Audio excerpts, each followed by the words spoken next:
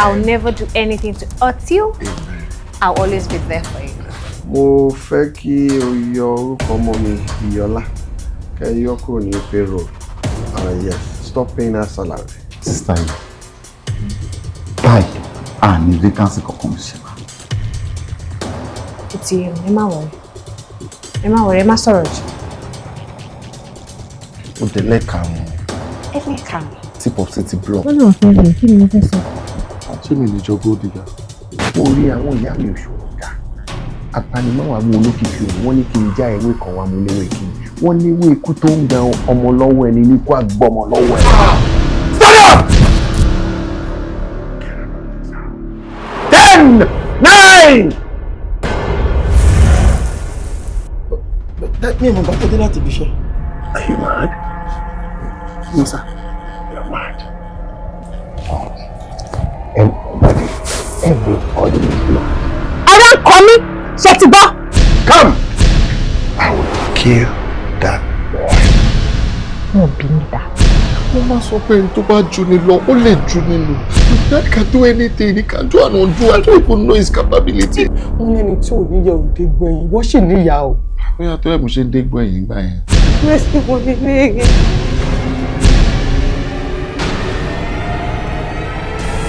Iyọ̀rọ̀. Yay! Hey! Kú jáde! Yay! Ẹ bá rà o. Ìwọ pa mí lọ́mọ. I will make sure you die.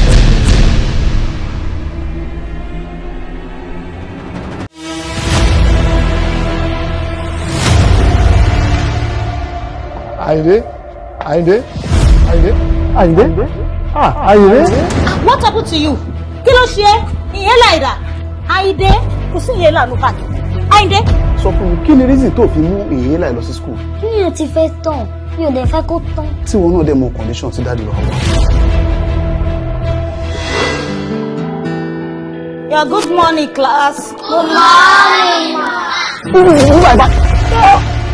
Ẹ má bínú pẹ̀lú ẹ̀. Mo débi iṣẹ́ nísìnyí àdìsáàdẹ̀ ni kí n má wọlé. Àtìgbà tó ti kúrò ibi iṣẹ́ yẹn ti ní lọ síwájú. Ṣé olórí burúkú tó ń bá ẹ káàkiri yẹn yí lọ síbì mí? Bàbá mi, lóòótọ́ ni wípé ojú ni ìmọ́lẹ̀ ara. Ọlọ́run tó la ojú Bátílómì afọ́jú lọ́jọ́sí, ó ṣì wà síbẹ̀. Ọlájídé kọ́ lélẹ́yìn ni. Kí ló ṣẹlẹ̀ síṣẹ́ ẹ̀ ní company? Kí lorúkọ boyfriend tiẹ̀? Ọláwálé. Ó súnmọ́ra wọn náà, Ọlájídé Ọláwálé. Pé Ọlájídé oúnjẹ ó lọ lẹ́nu. Òun bẹ nílé ìyá mi. Bí nǹkan kan bá ṣe Ọlájídé ní ẹ̀bùsọ̀. Tọ́ọ̀ bá dìde ní tó wà wọ́n bá tiẹ̀ jẹ́ mọ́lẹ̀. Ta ló ní máìnà? Àrò bíyá kámẹ́rà wà lára ẹ̀. Wọ́n fẹ́ sẹ́ẹ̀tì olúwa ẹ̀ ọ́ọ̀bù. Ọlọ́màjàrí kò ṣe dáadáa. Olúwa ẹ̀ ó lọ yóò wádé yóò wá bẹ̀ sí ní ṣe rẹ́kọ́ọ̀dù. Ọlọ́run mọ́mọ́ jẹ́ ìṣùnkún lórí ọmọ. Ó jẹ́ ìṣùnkún lórí èrò kankan nù mí. Ẹ bá fi máa rọ́jọ́ méjì mẹ́ta nísìnyí, ó máa jiná. Má dé bẹ̀rẹ̀ ibi iṣẹ́ padà. Eléyìí ò máa ń ṣe kékeré, eléyìí pọ̀. Kí ló ṣe ẹ́? Mi ì mọ bí mo ṣe sọ káàdì yẹn nù. In fact, ọjọ́ tẹ fún mi gan-an ni mo misplace yẹn.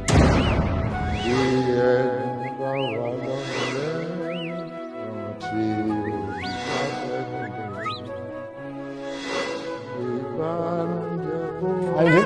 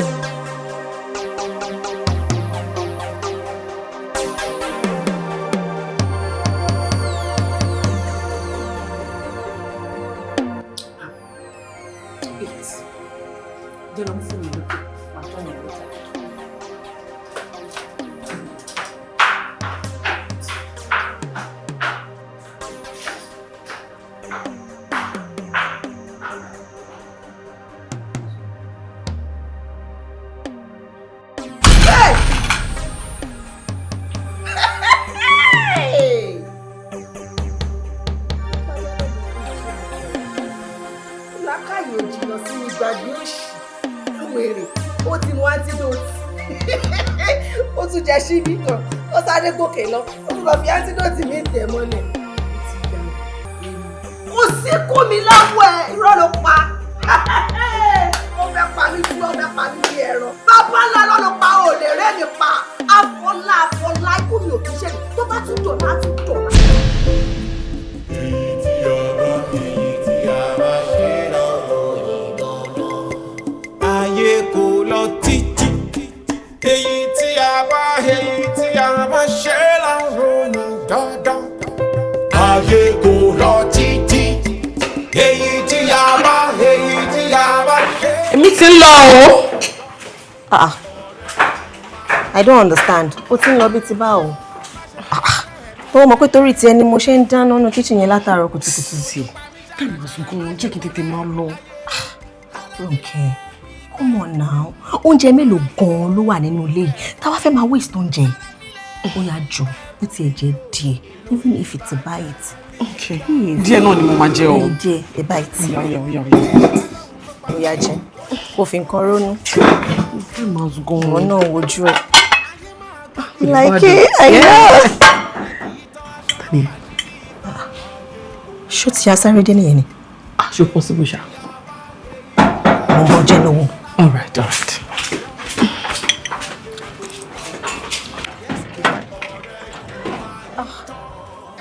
Kẹ́mi! Surprise! Oh my God! It's so good to see you. Oh. Who sọ pé màá tètè dé báyìí? Yeah, good to see you too. Ọ̀rẹ́ mi.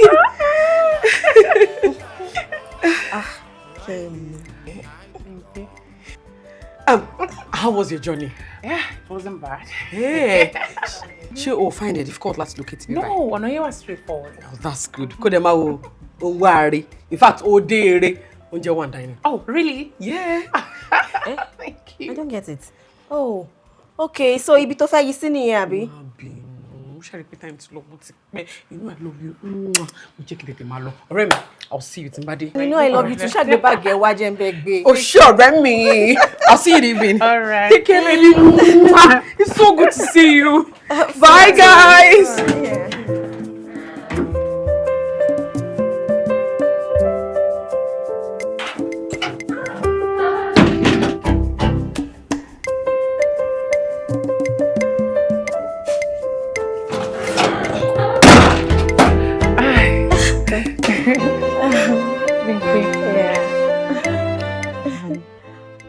Sure, okay. Yeah, fine. Ṣé kò wá stressful láti locate me? No. Okay. Now you are straightforward. All right.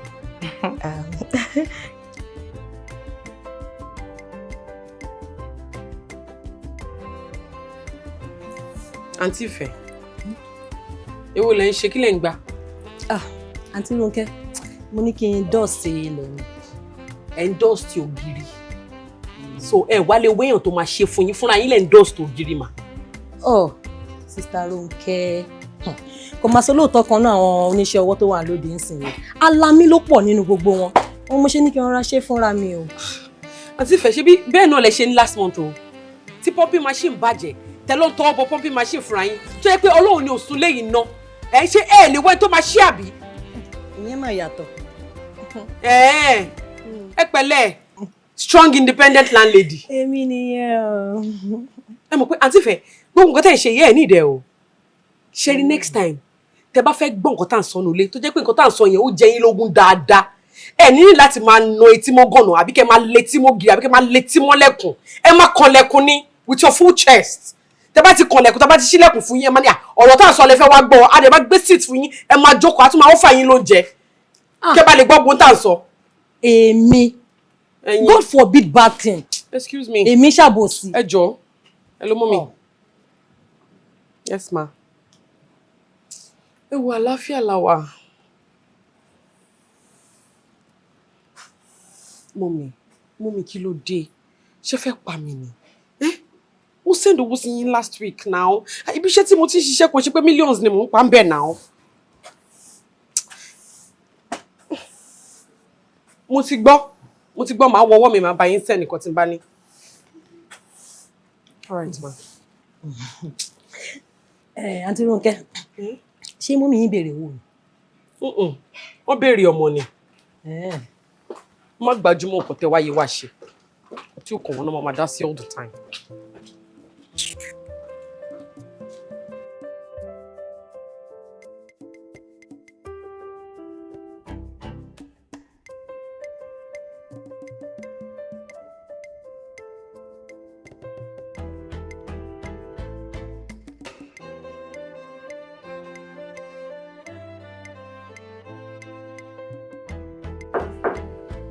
It's open.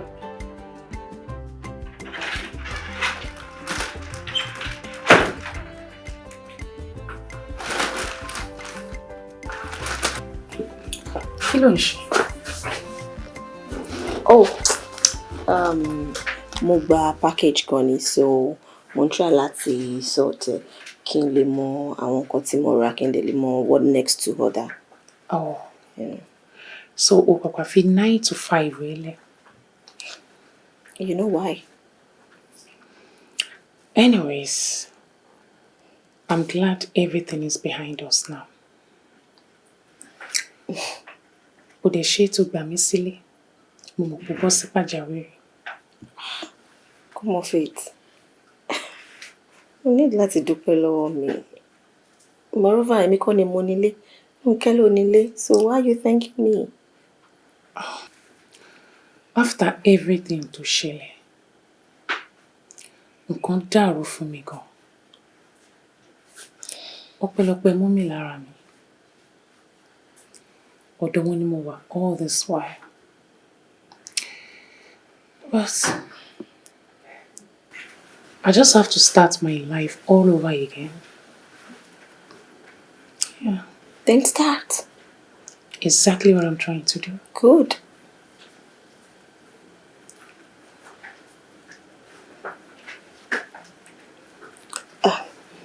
If you would excuse me,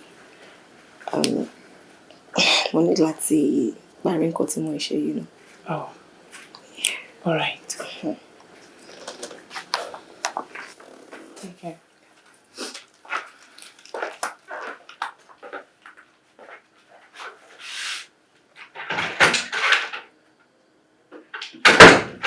Ọ̀rẹ́ kì í máa yí tán. Òjò pa mí o, má ṣe pọ̀ ọ̀rẹ́ mi láyé.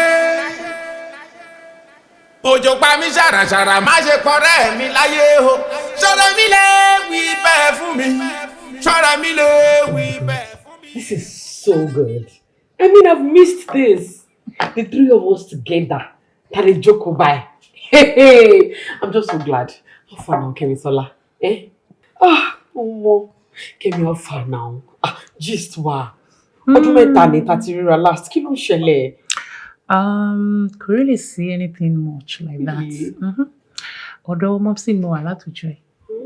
And I've missed you both. I miss you too. What have you been up to? At least being paid to see you. Like I had a choice. At least èmi náà ti ní 2 promotions from the last time we met. Wow! Yeah. Congratulations! My friend. The major good news is that Shuri company tí mo ti share, they're trying to merge with a tech company. Shuri tí merge yẹn tó bá possible, tó bossy. I'm going to be getting another promotion. Wow! Yeah! Wow! This is good news. Thank you. I'm so happy for you. Thank you. Shuri, má gbàgbé mi náà. Opening tí mo bẹ̀ sọ ẹ̀. Yeah. At least kí mi náà rí nǹkan kan máa ṣe náà.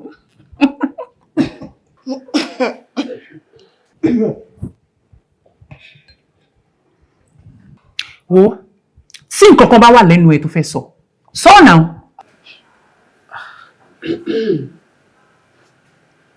Kemi, it's been 3 years.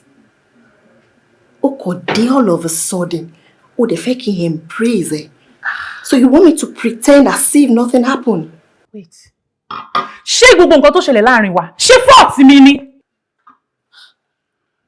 Kemi, you tried to kill me. And you had it coming.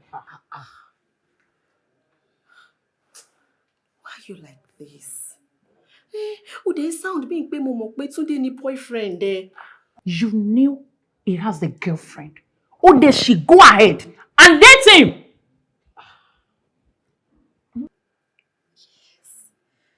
Lóòótọ́ ló sọ fún mi pé òun ní girlfriend. But ó sọ pé òun fẹ́ break up pẹ̀lú ẹ̀. He said he was having hard time and ó dẹ̀ ní girlfriend òun gan wà mentally unstable. But come to think of it, where is the lies? So, after everything that happened between us, you still feel no remorse for how you tried to ruin my life? Eh? Kemi, whatever remorse I had back then died when you spiral and tried to kill me. The only regret tí mo ní ni pé kó wá successful. You are just And you are a hawk. Otto! Kí ló dé, it's enough! What is it? Lédè méjèèjì ṣe bí ọmọdé báyìí náà. Ẹ ń jà torí ọkùnrin. Ọkùnrin lásán for that matter o.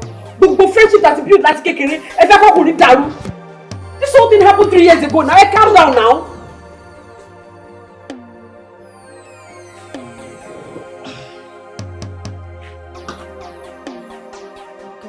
To me, that is pointless. Babe. You know we're trying to solve these things, yeah? Oh, there needs to now. Sorry.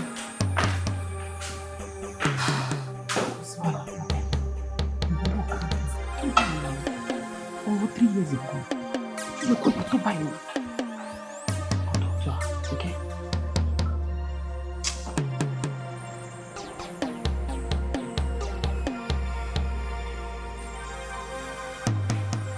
Yes, Robbie. Oh, sorry, mi kú iṣẹ́. Mo ṣe dáná tán ní kitchen yẹn ni. Oh, thank you. In fact, favourite wa nínú ilé mi mo ṣe. Oúnjẹ táwa mẹ́tẹ̀ẹ̀ta nífẹ̀ẹ́ sí jù. Wow, thank you. For your best information, kò sí portion níbẹ̀. Mo dẹ̀ gbà ẹ́ nímọ̀ràn pé kó má gbìyànjú láti bùnú ẹ̀ rárá torí pé tó bá jẹ́ ń bẹ̀ ó jẹ lásọ̀pá ẹni. Bẹ́ẹ̀ ni ó di afierú fún eru, erùpẹ̀ fún erùpẹ̀, eruku fún eruku nìyẹn. Kí ló lè tó tó yìí? Lórí oúnjẹ. Oh, Bimbo, I thought we have resolved. Gbẹ̀hánu, wíwà táwọn wo? Sàkárí àwọn ta ni? Agbègbè àwọn kí là ń fà? Kí lèmi àti ẹjọ́ ń dùn? Kí là ń pé mọ́ra wa lọ́wọ́? Kí là ń lé? Tá à ń resolve. Jọ́ o, mi ò ní problem pẹ̀lú ẹ̀ o. Mi ò ní wàhálà kankan pẹ̀lú ẹ̀. Mo kàn sọ fún ẹni pé kó má débi oúnjẹ mi. Ojú bẹ́ẹ̀ lọ. Okay, bóyá kó lọ gbé oúnjẹ kúrò ní kitchen kémi lọ ṣe tèmi nígbà náà. Torí ìwọ ló gbé wa sí bíbá. Ilé ẹ̀ ò débí. Ayálégbé ní ọwọ́ ayálé lónìí. Ilé Rónkẹ́ lélẹ̀. Mo dẹ̀ in fact èmi fúnra mi gan mo lẹ́nu jù ẹ́ lọ nínú bíbá. Sórí ibi tó ń jẹ ló wà yẹn, ibẹ̀ ni kó wà. Gbégbé kan gbọ́dọ̀ gbé kúrò ńbẹ̀ tó bá fẹ́ ṣe tiẹ̀ no problem ó ṣe tiẹ̀. Ṣùgbọ́n mímí kan o gbọ́dọ̀ mú pot mi kúrò níbi tó wà yẹn.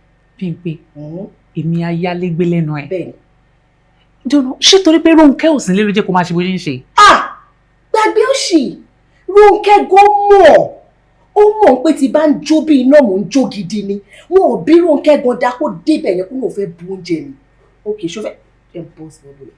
Mò ń bọ̀. Wọ́n ṣe season film episode ni.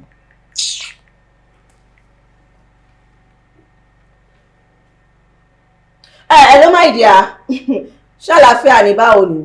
Kwátàárọ̀. Jọ mo kàn fẹ́ sáré fún information kan ni. Mo sóúnjẹ kan sínú ilé. Mo fẹ́ gbà ẹ́ nímọ̀ràn pé tó bá dé má gbìyànjú àti lọ sídìí ẹ̀ pé o fẹ́ bù jẹ o. Torí tó bá jẹ poison ni. Ó kú gbé okú lórí té. Ó kú ṣá. Wọ́n ti gbé màmá relé lọ́ máa ń kọ. Wọ́n ti gbé sista relé lọ́ máa padà kọ fún ẹ̀ kò jù bẹ́ẹ̀ lọ. Yeah. Okay my dear, go take care. Yàrá yọ̀ ló máa dé. Kí ló tún fẹ́ kú?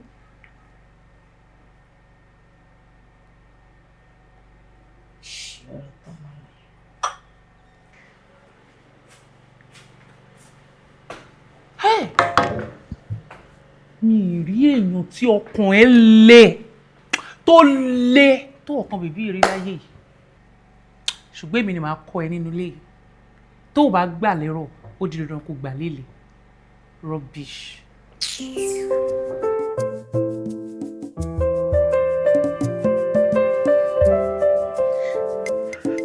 Yes, come in.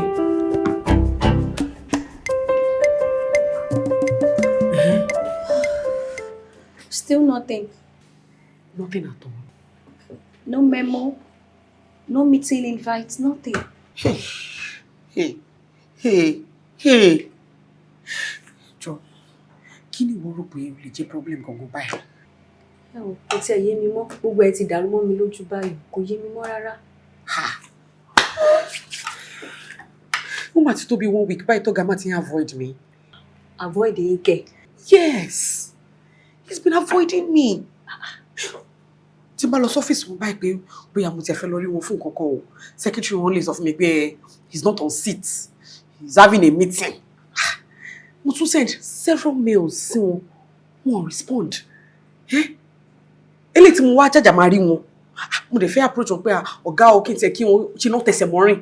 Tó ṣe bí pé mo wà invincible. Wait, are you serious? Yes. This is serious, oh.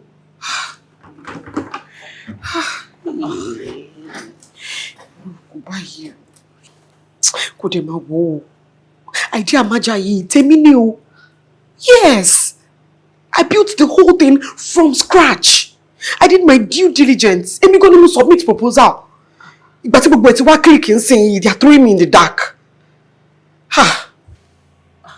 Ẹ wo, kí n má parọ́ fún yín o. Èmi ò rí bẹ́ ṣe ń rí yìí o. Mi ò rò báyìí rárá o. Báwo ni wọ́n ṣe wá ń rò? Let's assume pé a ti already sí òde òyì. But a mọ̀ pé kíní máa ń take time. Ó sì ní planning tó sì máa ṣe lórí ẹ̀. So to take time. Àbí? Ṣùgbọ́n okay ṣá. Yes now. Ṣé ìwọ ló máa sọ bí planning àti process ṣe máa lọ fún mi ni? Àbọ̀sí gbà pé ọ̀gá ẹ̀ ni mo jẹ́ nu iléeṣẹ́ yìí. Ẹ má bínú. No, now. Mi lè bá yẹn má bínú. Hey, but kò yẹ kó máa lọ báyìí now. I think you are too eager. You need to calm down. Everything will be in place. Kò yá ní ojú ni o. It's true. Over land, over sea, over mountains in the wild. Bákan náà ni gbogbo rẹ̀ ṣe rí. Kí ló dé? Yes, I'm coming. Kò lè finú tán yé.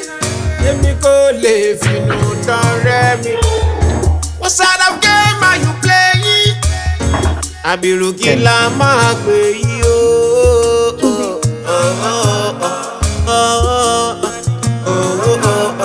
Kí ló dé tó ṣe máa jẹ́ nǹkan tèmi láwùjẹ? Ṣé lórí bí gbàtà sọ ìkó sí kókó láwùjẹ? It's so painful, but I'm not a fool. Ẹni tán bá fagbọn lórí ẹ kò ní jẹ fool. Honestly, ọ̀rọ̀ yìí jọ April fool. Tó bá ṣẹlẹ̀ tán lẹ̀ máa pààrọ̀ ọmọdé fún. Ó yàdá ní wáyé bí kò yọmọ ayé. Ó yàdá ní wáyé bí kò yọmọ ayé kankan. Àlóyé ni tó dá irun bí kò yá dárí irun kankan. Ẹni tó dá irun. Then start explaining. Kí ni Túndé ń ṣe mí báyìí? Actually, ìgbà tí gbogbo rògbòdìyàn ṣẹlẹ̀ láàrin wa báyìí, mo break up pẹ̀lú ẹ̀ o, kó play me witness. Oníkálùkù lọ́lù ẹ̀ mú lọ tèmi, òun náà lọ tí a pínyà. Not until last year, that wá pàdé ara wa la ṣe reconnect. Just last year. Bimbo. I was going to tell you. Just save it. You are unbelievable. In fact, I don't need another explanation. Aṣọ funfun tó ní epo ní ẹ. Kò sí bí wọ́n ṣe máa fọ̀ ẹ́ sí wàá mọ́.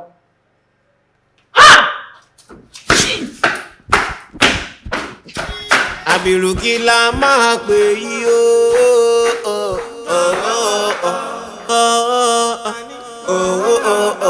Kí ló dé tó ṣe máa jẹ́ nǹkan tèmi láwùjẹ? Àti kí tí wà ní. Ó dẹ̀ fẹ́ fún, ó fèdè fún. èmi àti bàbá tó dé ti bàbá kò dẹ̀ sí bàbá ńlá kò bàbá ẹni tó lè fún wa níyà.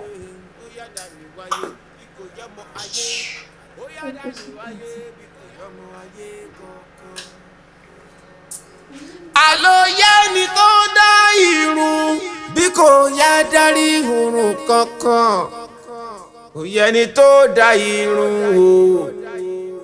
If you ask me na who I go ask. If you ask me ma ni ìbéèrè ìbéèrè. Ẹ kúlé o. Madam. Hello. Kemi. Hey, don't touch me. Don't you dare touch me. Kí ló ṣẹlẹ̀? Ó máa burú o. Tó bá sọ fún mi pé omi ló máa sí ẹja jiná, màá sọ pé irọ́ ni.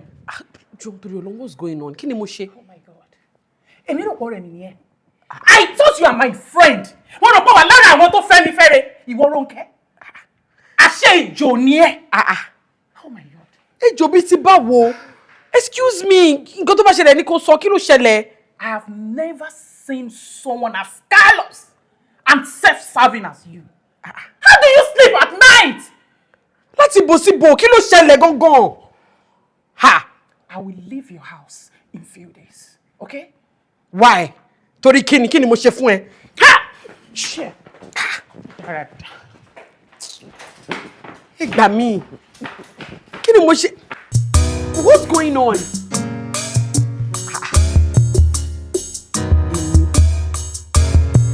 Kálọ̀. Kẹ́mi. Kẹ́mi Sọ́lá. Kẹ́mi.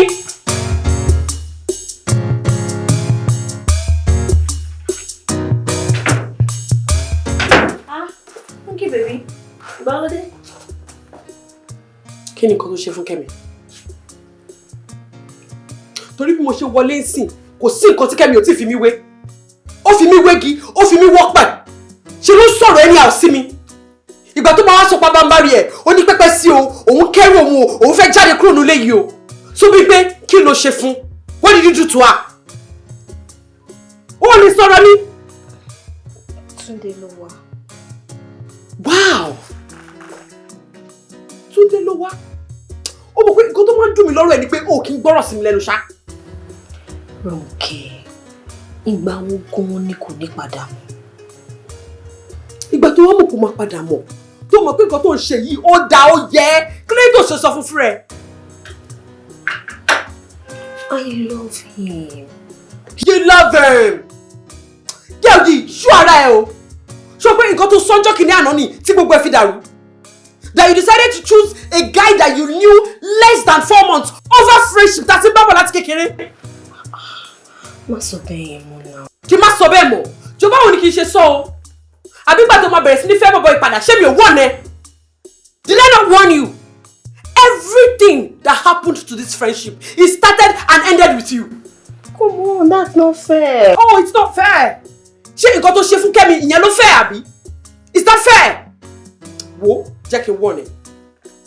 Jẹ́ kí n warn ẹ vehemently. Ṣorí gbogbo nǹkan tá à ń ṣe láti patch padà yìí, tá à ń ṣe láti build yìí, tó bá fi lè dàrú. Friendship yìí tó bá tún fi lè padà bàjẹ́. Mi ò ní dáríjì ẹ o. Mi ò ní dáríjì ẹ, má bá ìjà gidi gan ni. Kò mọ̀ nǹkan tó ń ṣe.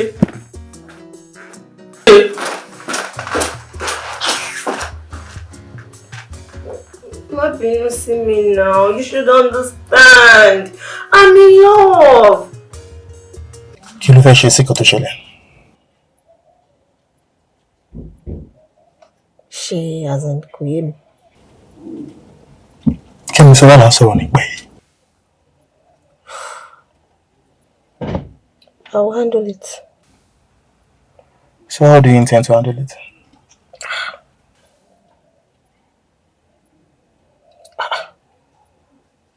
Kí ló dé? Kó lè ṣe kókó fún wa náà. Jọ ṣé ìgbàgbé ṣe ẹ́ ni? How she lost it and she went totally out of control. And you know it. Are you ready to go that same route again? Papa, today, you worry too much. Wo, kò sí nǹkan tí Kẹ́mi lè ṣe fún wa. Tó bá dẹ̀ gbìyànjú àti try anything funny, again, she will have to face me.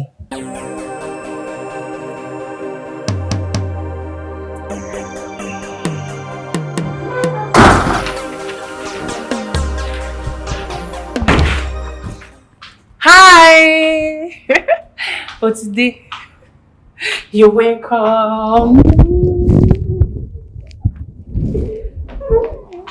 How are you? Sure, baby. Mo ti realize gbogbo mistakes me. Mo wò pé the way mo ṣe react sí the other time is very, very wrong. So I'm here to say I'm very, very sorry for everything that has happened between us. Ṣùgbọ́n ó ti pẹ́ tá ti jọ wà. Kò yẹ ká wá jẹ́ kí nǹkan kékeré tí ò tó nǹkan kó máa díjà lẹ̀ láàrin wa. So I am very, very sorry. Ṣùwárí wá sí Túndé. Mo fi ilẹ̀ ẹ lè máa fẹ́ra yín, ẹ lè máa ṣe bó ṣe wù yín. No, it's fine with me. And 100%, I'm allowing you guys to be. Where is this coming from? From a place of love. Just like that? Yes, just like that. You know something? I made food for you. Yes, what's the best stranger can sit.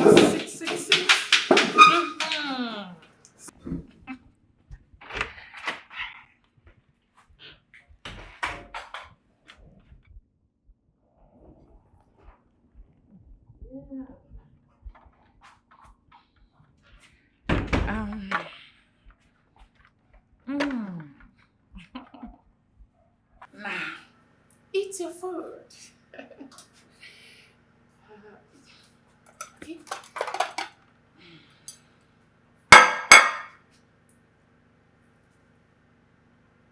Eat.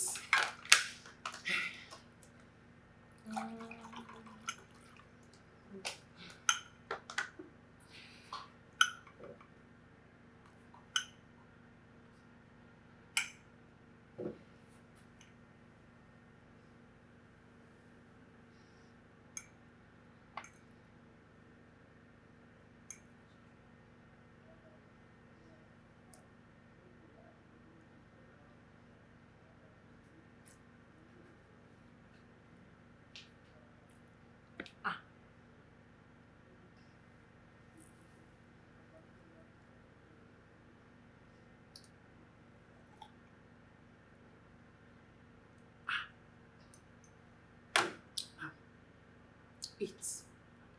Jẹ́ lọ mú fún mi lókè. Màá join you later.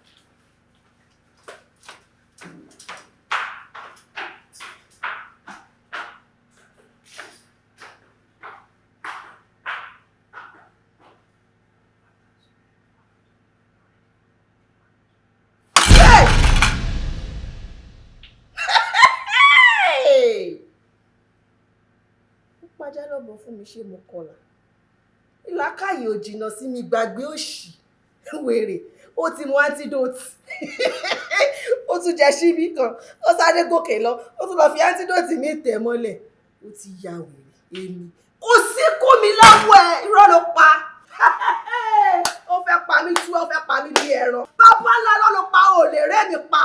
Afọlá ikú mi ò kì í ṣe ni. Tó bá tún dọ̀la á tún dọ̀la. Tó bá tún dọ̀la á tún dọ̀la. Torí pé kí ni èmi kì yóò kú ikú kọ̀ọ̀kan bí kò ṣe yíyẹ. A ti kọ́ nínú ìwé mímọ́ Ọlọ́run wípé àyà yóò pa àwọn àlejò. Wọ́n sì fi ìbẹ̀rù bojo sá jáde kúrò nínú kọ́lọ́fín wọn. Tá bá rí gbogbo ẹ̀mí tó parapọ̀ tó dìde ogun sí mi tó náà fẹ́ pa mí. Ẹ̀mí mímọ́ ó yẹ dìde. Ẹ má lù wọ́n pa. Ẹ fọ́ wọn lójú. Ẹ kú wọn pa. Ẹ ṣe wọ́n léṣe. Iná ọ̀run o. Tàbá sí àdá fáwọn ọ̀tá mi. Tàbá sí àdá o. Tàbá sí àdá o. Tàbá sí àdá fáwọn ọ̀tá mi. Ṣàngó Olúkòso. Ọ̀ṣun o.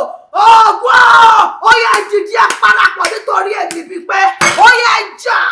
Ikú kọ̀ọ̀kan gbọ́dọ̀ pa mí. Wọ́n gbógun tì mí nínú ilé yìí. Olúwa o. Ìwọ lolùṣọ́ àgùntàn mi. Èmi kì yóò ṣaláìní. Ilé fúnra lọ́wọ́ mi. Má jẹ́ kú tú ẹ́.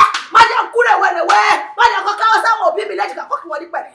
Why come back for send one no won't be me. Shadow me Ọlọ́run mi. Dáàbò mi. Fi ṣọ́ọ̀rẹ́ ṣọ́ mi. Àbọ̀lẹ́ tó ní kọ́tọ́ òkú tó mọ́. Lórúkọ Jésù. Jésù Kristi ti Nazareth. Over land, over sea, over mountains in the wild. Bákan náà ni gbogbo rẹ̀ ṣe rí. Kí ló dé? Ṣé mi kò lè finú tán yé? Ṣé mi kò lè finú tán rẹ́ mi? What sort of game are you playing? Àbírù kí la máa pè yí o?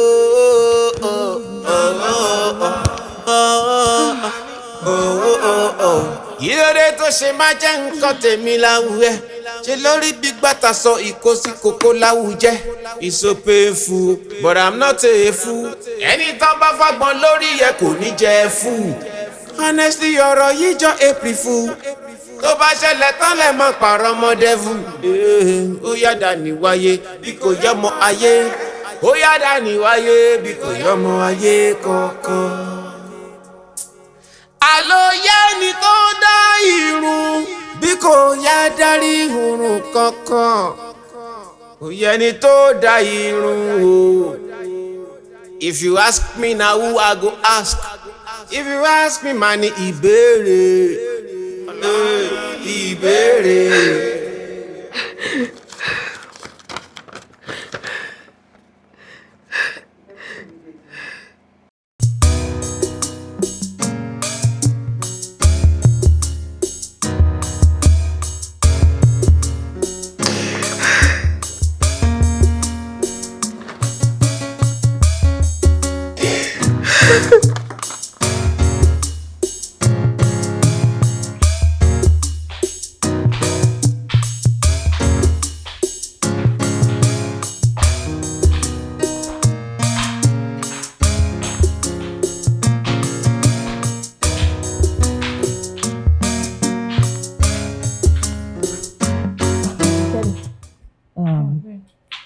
Mo ti dáná tán in case tó bá ti fẹ́ jẹun kò díṣ oúnjẹ fún ẹ. All right. Okay, mo fẹ́ sáré dé ọ̀dọ̀ àwọn ní delivery yẹn mo fẹ́ gba package mi lọ́wọ́. Okay. Mi ò ní pẹ́, it's just a quick one. All right, má pè o. Okay, darling. Take care. Yeah, bye. Mm-hmm.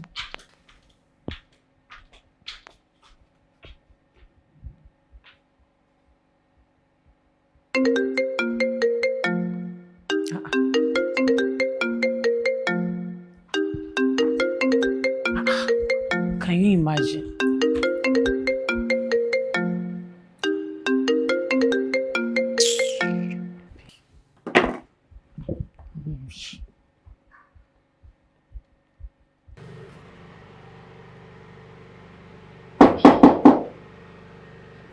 Yes, come in.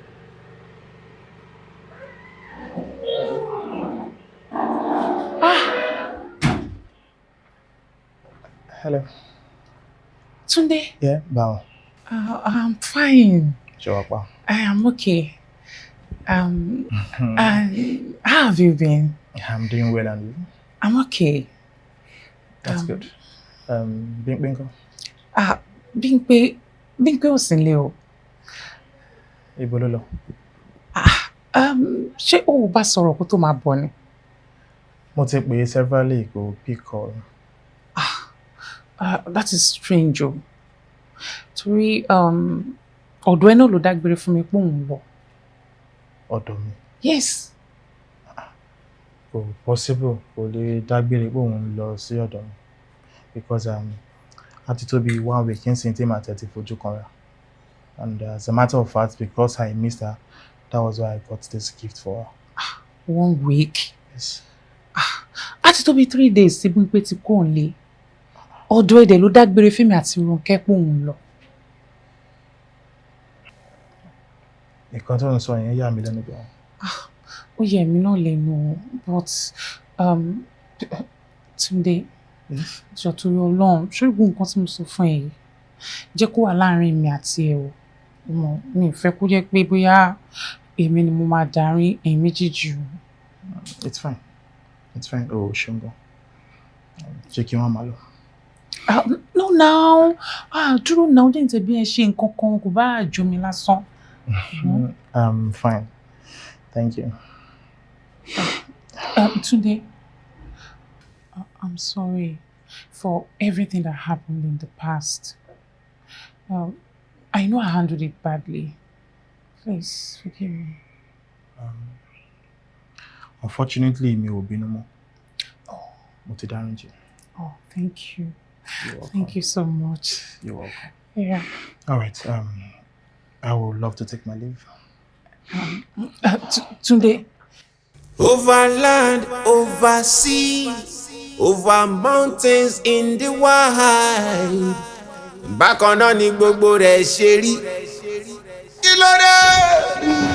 Ṣé mi kò lè finú tán yé? Ṣé mi kò lè finú tán rẹ́ mi? What side of game are you playing? Àbírù kí la máa pè yí o?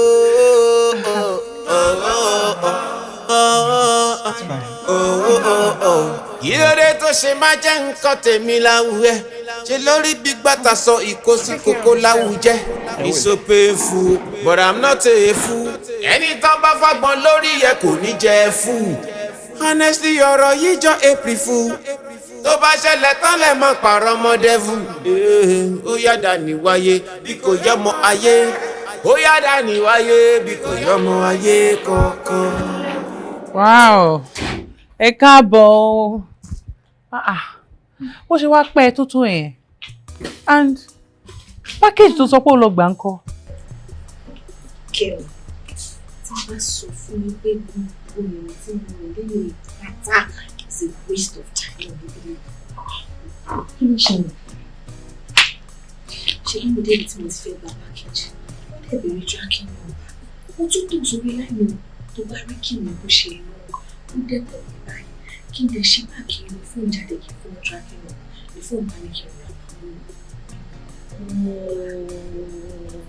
mo kọ̀ pé straight pé níbi inú mi mo drop fóònù yẹn sí kí n tó lọ sí kí n lọ change. Bó kò ń ṣèṣin ló máa ti ń bá wọn rajà náà. Ó yẹ kó lè help pé wọ́n wẹ̀ òdì ọ̀dà. Ọjọ́ méjì máa ń bá wọn gbìyànjú. Wọ́n try láti máa track lórí system. It's quite unfortunate. They wouldn't get it done. Mo ṣáà lè change policy rẹ̀. Policy orí burúkú ò ní. Ó yẹ kó bá company yẹn rajà mọ́. Ẹ kó lè ṣe nǹkan kan sí náà. Mo ṣe ń bá wọn rajà because they are still one of the best. Lọ́gbọ̀n jẹ́ pé èrè mẹ́kà ìtàn sí i. Gbogbo ṣe nínú ìrìn pé bí mo ṣe wà ní in fact gbogbo ló sọ. Bóyá màá lọ lọ́la. Pẹ̀lẹ́. Ṣé fún mi rẹ̀? Mi ti ẹ̀ notice. Pẹ̀lẹ́ ọ̀rẹ́ mi.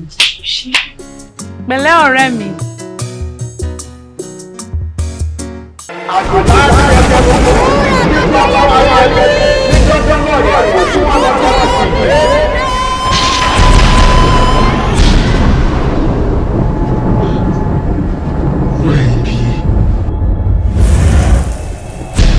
So, ọ̀rọ̀ school yín lè tó yẹn. Okú lè jù bẹ́ẹ̀ lọ o. Torí ọ̀rọ̀ dàbí ọ̀rọ̀ ọdẹ tó ń ṣọ́ elédùn orí ẹ̀gùn báyìí ló máa kú sí. Ó gbàgbé pé kò sóhun tó ń bẹ nínú òròmọdìyẹ táwọn òde òkè tèmi ò ní mọ̀. Ó má gbé yẹn dọ́dọ̀ mi o because if they try it, wàláì, mo máa disrespect wọn. Gbogbo tí a sọ nípa rẹ̀ pátá bó ti rí o. Kí tẹ̀lé jáde kó lọ mú mi bá àwọn bandit. Ọjọ́ mélòó tí a sáyé lò lẹ́kọ̀ọ́ tó tí a sáyé sóògùn lọ́dọ̀ Fásayọ̀. Àti bá bá tọpinpin mi ni. Tó bá sì ní ẹ̀mí ara ẹ̀ lò ó takò nítorí wúrà iyebíye tó èmi ni mo ní o. Sọ́mi lọ́jọ́ yìí. Ìbàjẹ́ pé ìwọ tí mo ń wò yìí o mọ yìí wúrà ìwọ là bá ta fún. Wúrà tó wà lọ́jọ́ rẹ̀ ni wúrà iyebíye ni bímú. Tó bá wà lọ jẹ́ kẹ́mi sọ́lá kankan. Ẹ fi wá ṣògùn wá. Irọ́. Ẹ fi wá ṣògùn mo ti gẹ́ẹ̀tì ni. That is out of it. Ẹgbẹ́ lórí burúkú lọ yìí wọlé. Wúrà àjẹmí èrè. Kò dé sílẹ̀ wúrà.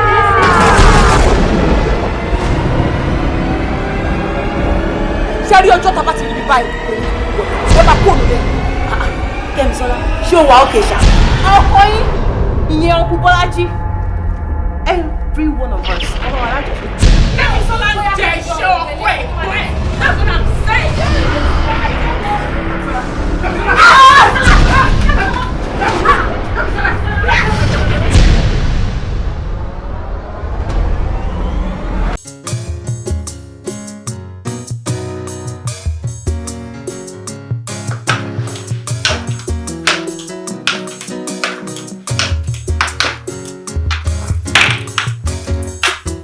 Ọ̀rẹ́ kì í máa yí tán. Òjò pa mí o, má ṣe pọ̀ ọ̀rẹ́ mi láyé. Òjò pa mí ṣàràṣàrà, má ṣe pọ̀ ọ̀rẹ́ mi láyé o. Ṣọ́ra mi lè wí bẹ́ẹ̀ fún mi. Ṣọ́ra mi lè wí bẹ́ẹ̀ fún mi. Ṣọ́ra mi lè wí bẹ́ẹ̀ fún mi o. Inú ìbàjẹ́ bí ìgbà. Ǹgbà ní ká rẹ́mi ṣe fún mi. Kárọ̀hún tó pamọ́ kó yẹ ṣì fún mi. Bàṣẹ yọ aṣọ ṣóhun là ń yá gbọ́. Ayé máa gbọ́ bí èyí ta wí fún wọn gbọ́. Ọ̀rẹ́ kì í tán aṣọ ló ń bàṣírí ìtàn o. Ayé kò lọ títí. Èyí tí a bá ṣe láwòrán dandan. Ẹni pé ayé kò lọ títí. Yẹ́sìkẹ́. Ọ̀rẹ́ kì í máa yí tán. What's up there? Báwo ni? Actually, mo miss call ẹ. Mo sí around ni.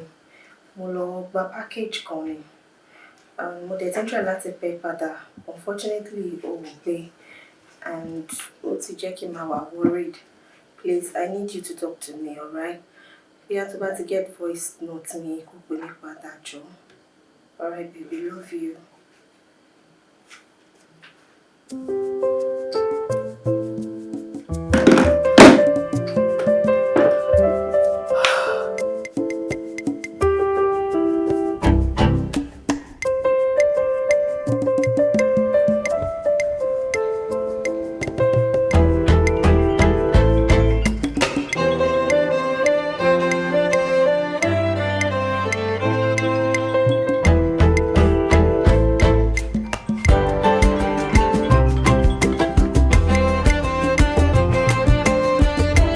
Hello. Hello, good afternoon. Good afternoon. Am I speaking with Miss Bimbo Adebayo? Yes, this is she. I am calling from Visa Application Center regarding the submission recently made under your name. Visa application? But I haven't applied in the last 3 years. Well, your previous file has been reopened for review following a new internal check. Reopened? But why? We are reviewing certain past application flagged for reassessment. Reassessment.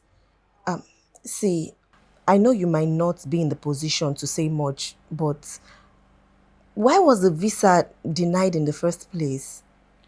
Your previous application included the character-related concern raised during background verification. Character? I hope this doesn't have anything to do with any criminal record. No, really. No criminal record was attached. Only external reports. External reports? By who? Mrs. Bimbo, you may have to submit a formal inquiry if you want a written application. So that's all I can say for now. All right. Thank you very much.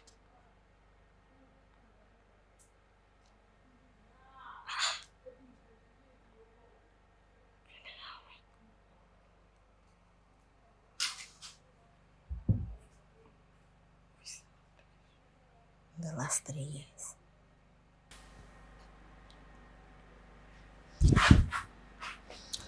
Ọ̀rẹ́ Carol. Báwo ni Carol? Sure. Yeah, good. Ṣó sí Rónkẹ́ láàárọ̀ yìí? Ó tó mà ní. Mi ò tíì rí o.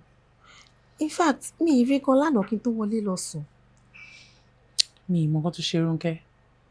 Ìgbà tó dé lánàá níbi iṣẹ́, mò ń bá sọ̀rọ̀. Kò dá mi lóhùn títí tó fi lọ sókè. Mo tún lọ sẹ́nu ọ̀nà ẹ̀, mò ń gbálẹ̀kùn bí mo ṣe gbálẹ̀kùn tí mo pariwo tó kàn fún mi gún láńgìdì ni. Really? Kò dá mi lóhùn. Yeah. That's strange. bóyá ká lọ wọ́n sìn. Orí kò ń ṣe báyìí. Let's go. Yeah. Okay. Where today now?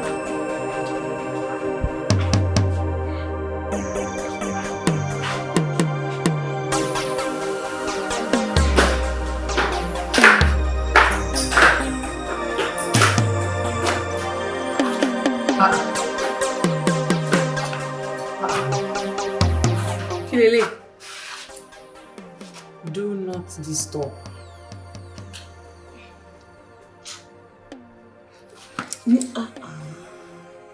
Ló ṣe àríkàn tó pọ̀ sí bí. And so? Ó ti ní ká má disturb mi. Jẹ́ ká fún lẹ́tà ó wá jáde. Just like that. Torí ó lẹ pépà mọ́ náà ká wá filẹ̀. Tí nǹkan bá ṣe nulẹ̀ ńkọ́? Ó ní sùúrù nǹkan kan lè ṣe. Jẹ́ kó take time.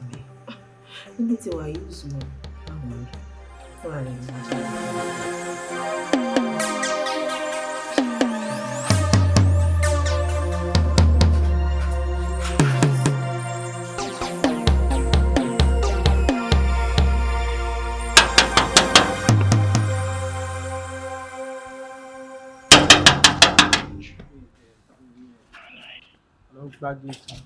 Èmi ni báwo ni?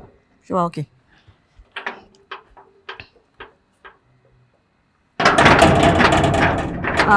Kazeem! Kazeem, èmi ni! Ṣé o rí mi dáadáa ni? Èmi ni! Kazeem! Kazeem! What's going on?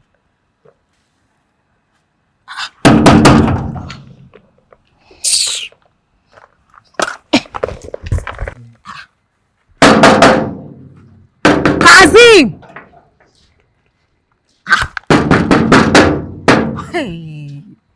Mo ti ń dá ṣàkàṣà. Hey, baby. Hey, Katika. Wọ́n dà pọ̀ mọ́ Kazeem yẹn. Ó dà pọ̀ ní ọmọ kan tó. Hello, farabalẹ̀. Kí ni ti àti ti Kazeem? Baby. Lóòótọ́ ẹnìkan ló ń bímọ o, àmọ́ ìgbà èèyàn ló ń tọ́ o. Jẹ́ káwa méjèèjì kájọ fi ẹnu kan fi bá ọmọ yìí wí. Ìwà pálapàla ló wù yẹn o. Ẹ ló farabalẹ̀ jọ. Olùfẹ́ wọ̀.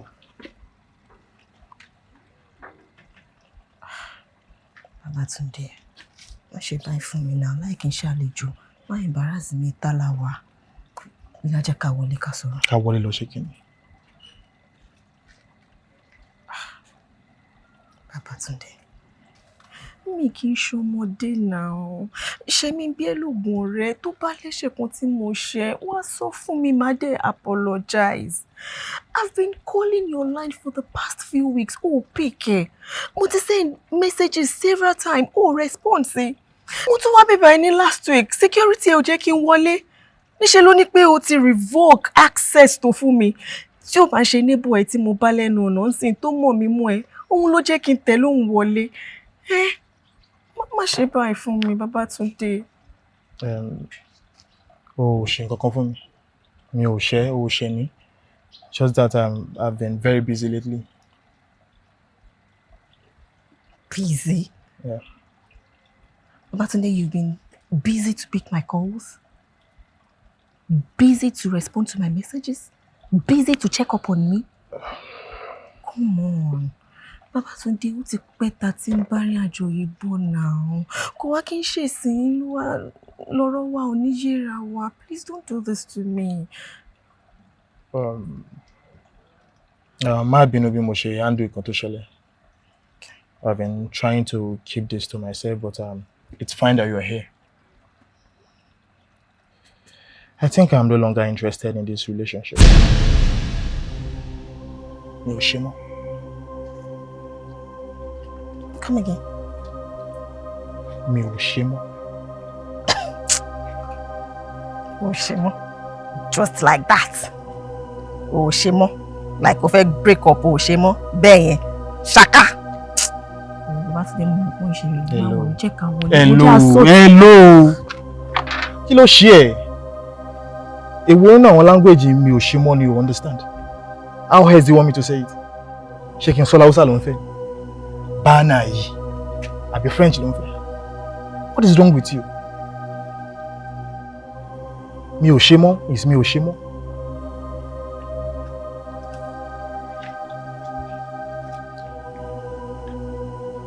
Yeah, kò ní nice day. Ó dàbọ̀. Kazim. Bàbá mi wo gate o.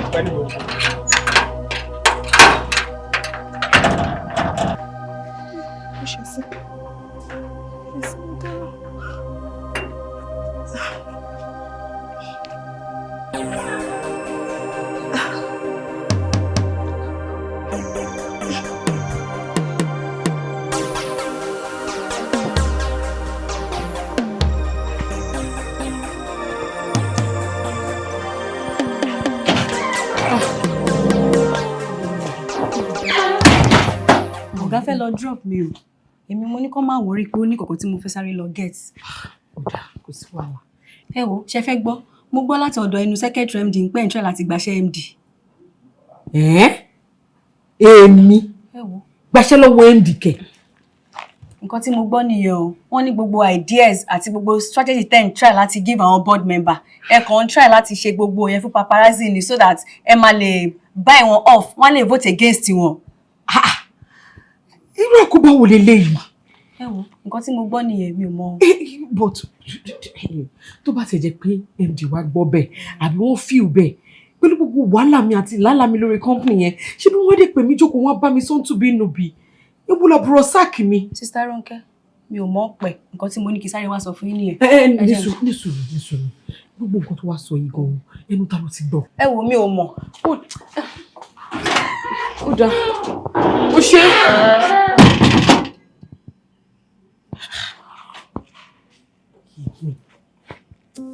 Gbaṣẹ́ lọ́wọ́ ọ̀gá.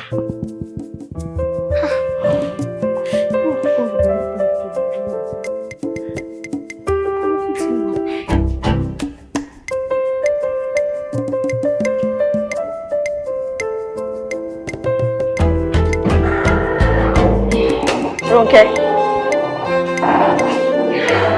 Ronke. Ronke.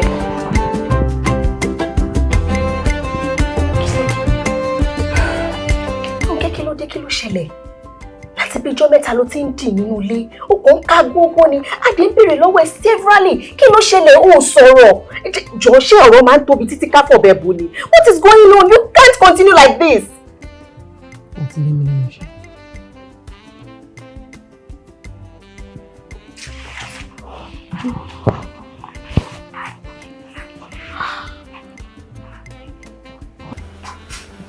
Ronke, ó burú ó dínú. So nǹkan báyìí ṣẹlẹ̀ sí ẹ láti jọjọ́ ẹ̀, Adé ń béèrè ó dẹ̀ sọ. Tí n bá sọ fún yín kí lẹ fẹ́ ṣe sí.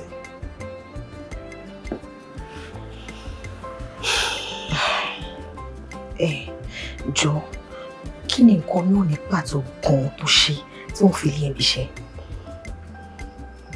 Ṣe kankan. Wọ́n ní company cut cost and wọ́n lay off àwọn staff kankan. Unfortunately, mo dé wà lára wọn. Really? Pẹ̀lú gbogbo nǹkan tó ṣe fún company yẹn? Oh, so nǹkan tó fẹ́ fi sọ fún ẹ lélẹ́yìí? Ah no, people are wicked. I don't even want to think about all of that. Bí mo ṣe máa ríṣẹ́ mi gangan ló bá mi báyìí because I don't even know what to do. Okay, má sọ̀kan. Èmi nígbàgbọ́ pé Ọlọ́run máa ṣe mí fún ẹ. The one that will serve you right. Àmín. Àmín, ṣíkọ́. Àmín. Afa, Kẹ́mi ńkọ́? Mo rò pé jọmọdé mi. Actually, lóòótọ́ la jọ jáde láàárọ̀ ẹ̀, you know, but bàtà dọ́nà oníkálukú ti pín yà. Bí mo ṣe ń bọ̀ láìpẹ́ yìí ló kó send message sí mi pé òun ilé wà lémọ́lé ní ó dọ́là. Ìjọ́ ò ní ẹ bẹ̀rẹ̀? Wọ́n ṣe ń bí nìyẹn. Jẹ́ kí mi máa lọ sókè. Right now.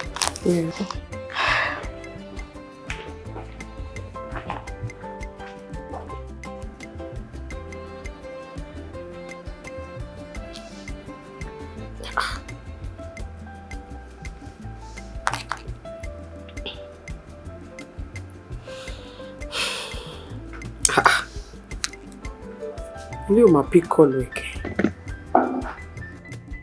Ìjọ́ gbogbo ilé ìbẹ̀rẹ̀. Irú ìrìnkúrò wo lélẹ́ fẹ́ máa rìn báyìí?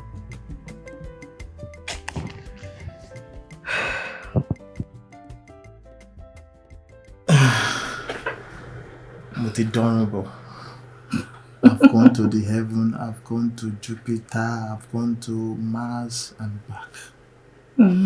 Jọ, ṣé o lazy when you see me? Ṣé bí nǹkan tó fi ilẹ̀ fọ́ra ẹ̀ mọ̀? Kò mọ̀ jẹ́ mi. Wá tó bá ní kí n má sọ̀rọ̀ mi ní sọ. Ṣé wò kí n gbàgbé nǹkan ni? O ṣáà mọ̀ pé ṣeré láàrin mi àti ẹgbà yẹn. And it's in our past now. It's okay, it's okay.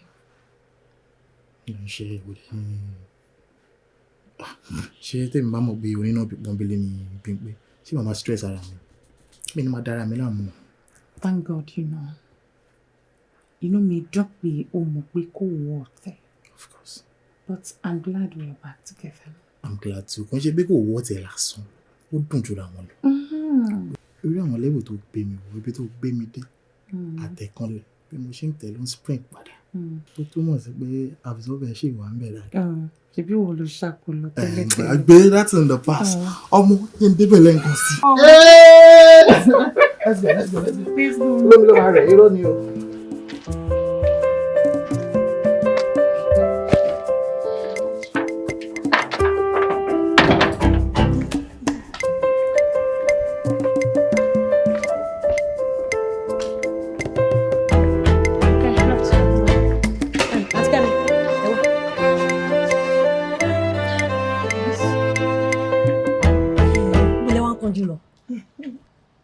Báwo lẹ ṣe mọ orúkọ?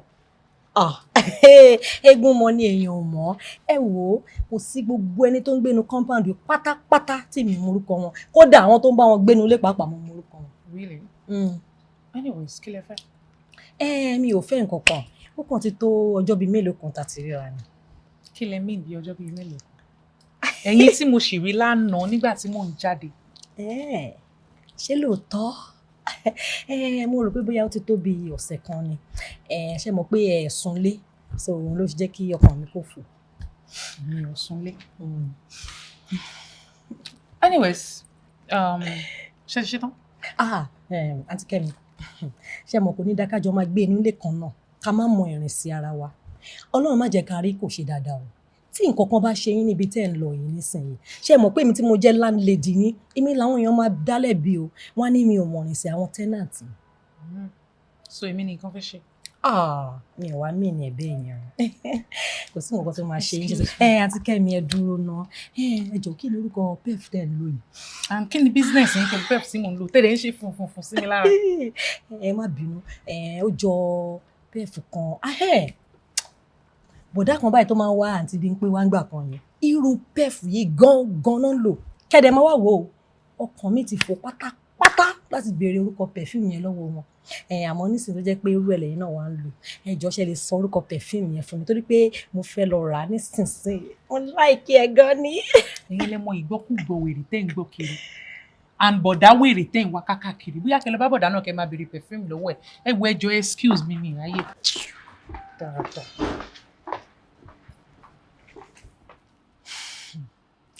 Kó má lọ jẹ́ nǹkan tí mò ń rò ó. Èmi ni máa mú ẹ. Ọ̀rẹ́ kì í máa yí tán. Òjò pa mí o, má ṣe pọ̀ ọ̀rẹ́ mi láyé. Òjò pa mí ṣàràṣàrà, má ṣe pọ̀ ọ̀rẹ́ mi láyé o. Ṣọ́ra mi lè wí bẹ́ẹ̀ fún mi. Ṣọ́ra mi lè wí bẹ́ẹ̀ fún mi. Ṣọ́ra mi lè wí bẹ́ẹ̀ fún mi o. Inú ìbàjẹ́ bí ìgbà. Mbà ní ká. Ibi burúkú mà níyà yìí kì. Ṣé kò bá fi mi lọ́rùn lára mi lóòótọ́? Tí ìyá burúkú yìí lè fi mọ̀ pé pẹ́fúmù ni wọ́n, definitely Bímpé náà máa mọ̀. kò lọ títí.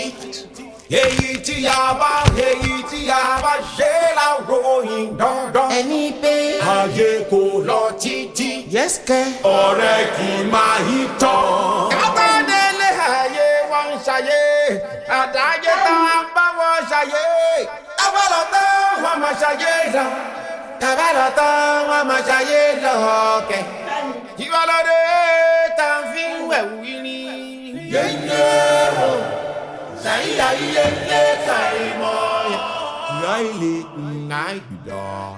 Òjò pa mí ṣàràṣàrà má ṣe kọrẹ́ mi láyé o. Ṣọ́ra mi lè wí bẹ́ẹ̀ fún mi. Ṣọ́ra mi lè wí bẹ́ẹ̀ fún mi. Ṣọ́ra mi lè wí bẹ́ẹ̀ fún mi o. Inú ìbàjẹ́ bí ìgbà. Mbà ní ká rẹ́mi ṣe fún mi. Kárọ̀hún tó pamọ́ ó yẹ ṣì fún mi. Bàṣẹ yọ aṣọ ṣóhun là ń yá gbọ́. Ayé máa gbọ́ bí èyí ta. Ọ̀rẹ́ ṣe wà pa ọ̀fà. Ṣé mo wà pa? Ṣé òun play hide and seek pẹ̀lú mi nílé ni? Because kò yé mi, ibo ló lọ látànà? Ṣorí, ó ní iṣẹ́ kan tí mo ń lè.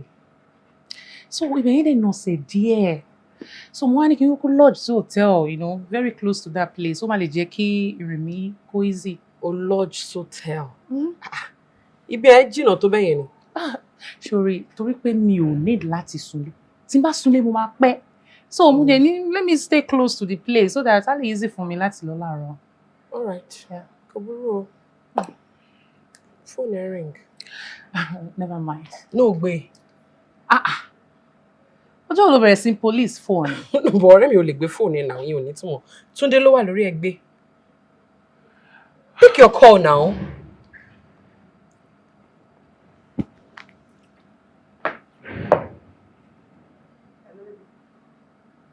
Baby. Ó fẹ́ boyfriend ọ̀rẹ́ ẹ̀. Ṣé ojú ò tiẹ̀ tiẹ̀ ni? Ìwọ láriwo. Ṣé nǹkan ló kọ́kọ́ ṣe é ni? Wow! Ṣé nǹkan ló kọ́kọ́ ṣe ni? Kò sí problem. Ṣé mo ń wọlé lọ yìí mo fẹ́ lọ sọ fún ni? Ṣọgbọ́n. Rónkẹ́. Kí ni? Bóyá kí ìwọ náà kúkú sọ àṣírí titi ẹ náà. Speak and talk. Rubbish.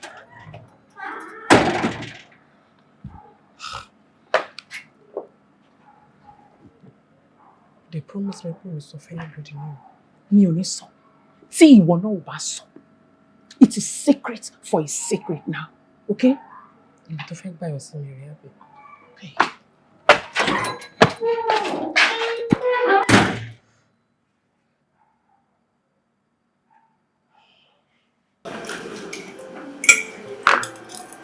Ta ló ń pè látẹ̀kùn?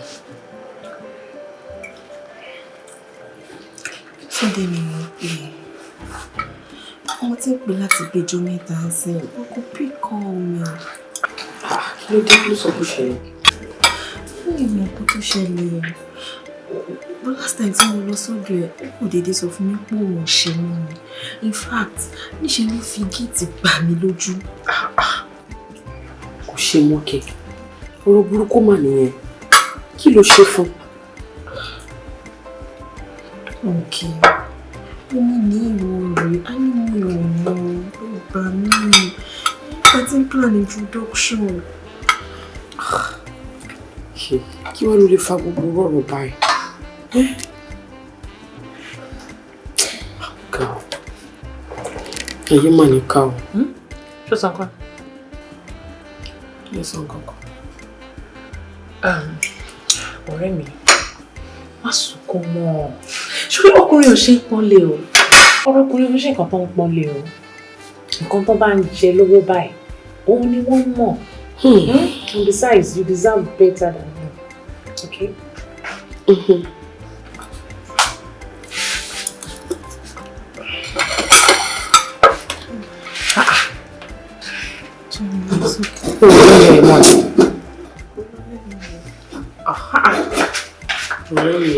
Parẹ́ tó rọ́kùnrin o.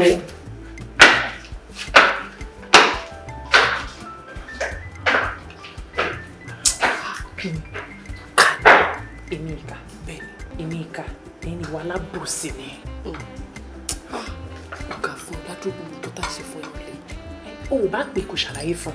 àbí kí n bẹ́ẹ̀ pé o lè sọ jẹ́ ń pé fún ẹ náà ti tó. ọ̀rẹ́ mi má sunkún o má ro ọkùnrin ò ń ṣe nǹkan tó ń pọ́nlé o pẹ̀lẹ́. Over land, over sea, over mountains in the wild. Bákan náà ni gbogbo rẹ̀ ṣe rí. Kí ló dé? Ṣé mi kò lè finú tán yé? Ṣé mi kò lè finú tán rẹ́ mi? What side of game are you playing? Àbírù kí la máa pè yí o? Yeah, babe. What's up? I'm fine. Yeah. You look sweet. Thank you. Like Thank you. like always. Anyways, kí ló dé tó park síbi tó jìnnà? Tó bá rí mi, báwo ló ṣe fẹ́ kó ṣe react? And so, who cares? For real? Yes, I don't care. Ṣebí mi ni mo kàn fẹ́ tẹ́lẹ̀ kó tó gbà ẹ́ mọ́ mi lọ́wọ́. Èmi náà dẹ̀ gbà ẹ́ mọ́ lọ́wọ́ nìyẹn. So, 2 gé 4. So don't you get tired of same story over and over again? I am not tired because I'm taking back my love. Yes. Thank you. Thank you for taking me back. But you're helping, let's move. Cooking swear. More coffee, go to bed. Shut tenu. Shut. Ojo igun tenu mo kini kan. Mo sọ náà. Inú mà jìn o. What side of game are you playing? Àbírù kí la máa pè yí o?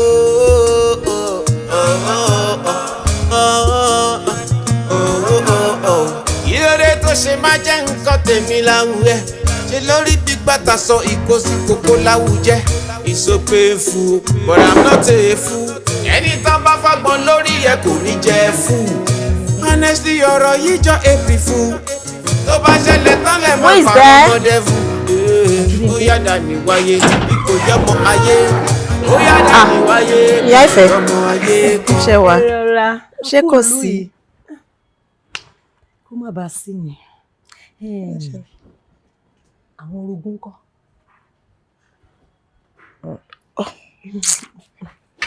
Okay, actually Kẹ́mi ti jáde, but Rónkẹ́ wà lókè ń sùn.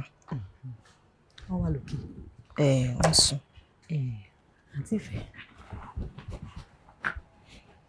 Bọ̀dá kan báyìí, wọ́n máa ń wáyé wá nígbà kan yẹn. Bọ̀dá tó ń lè ṣaláì má fún mi lówó báyìí. Bàbá Túndé, ó wà. Ó ti pẹ́ tí mo ti rí wọn, ṣé kò sí ìlú? Oh, it's a long story, actually. Torí èmi rí wọn láìpẹ́ yìí o. Àǹtí Ìfẹ́, àṣàṣà o. Mo lè ti fẹ́ràn ìpàdé bàbá Túndé. Ó yọ jọra. Ibi tí mo ti lọ kí ọ̀rẹ́ mi ní 2nd Street ni mo ti rí bọ̀dá yẹn àti ọ̀rẹ́ yẹn tó ṣẹ̀ṣẹ̀ dé yẹn.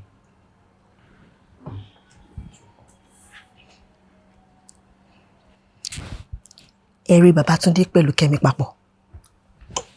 Àti Kẹ́mi yẹn gan ni mo rí pẹ̀lú. Àti Kẹ́mi yẹn gan ni mo rí pẹ̀lú. Kódà tẹ́ bá rí bí mo ṣe rí wọn, ṣe náà ń lọ́mọ́ra wọn báyìí, náà ń lọ́mọ́ra wọn báyìí, náà ń lọ́mọ́ra wọn báyìí, àfi bẹ́ẹ̀ ni wọ́n fẹ́ dẹyàn kan.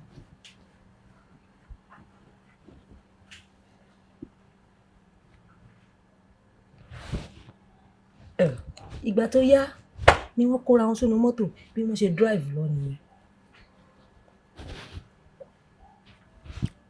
Ẹ wò, àti bí n pé nǹkan tèmi ní kí n wá fi tó yín létí nìyẹn o. Mo wá fi orúkọ Ọlọ́run ọba bẹ̀ yín. Ẹ má sọ fún ẹ̀dá alààyè kankan wípé mi ni mo sọ fún yín o. Ṣé ti gbọ́ mi? A máa rí yín náà. Over land, over sea, over mountains in the wild. Bákan náà ni gbogbo rẹ̀ ṣe rí. Kí ló dé? Ṣé mi kò lè finú tán yé? Ṣé mi kò lè finú tán rẹ́ mi? What side of game are you playing? Àbírù kí la máa pè yí o?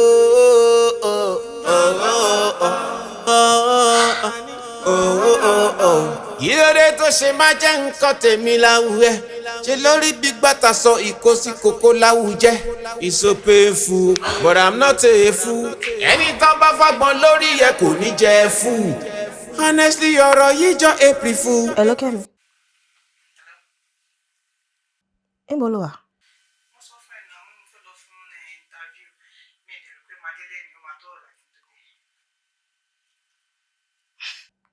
Òní délé ni. Ó dọ̀la. Okay.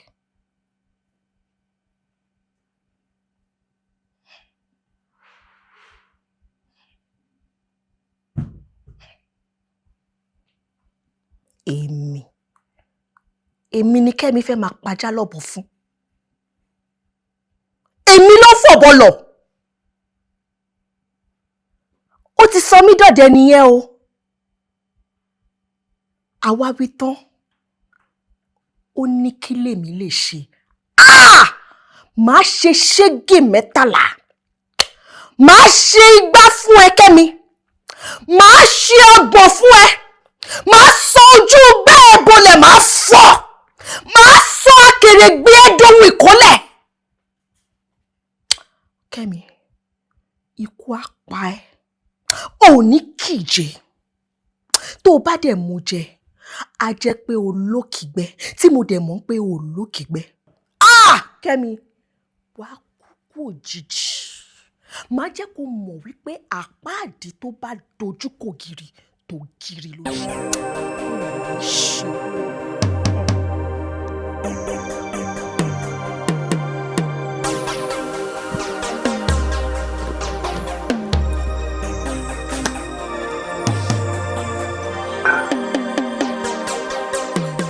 Bẹ́ẹ̀ni mi ò rántí pàtí. Else baby, we're home. Yes dear. Ẹjọ́.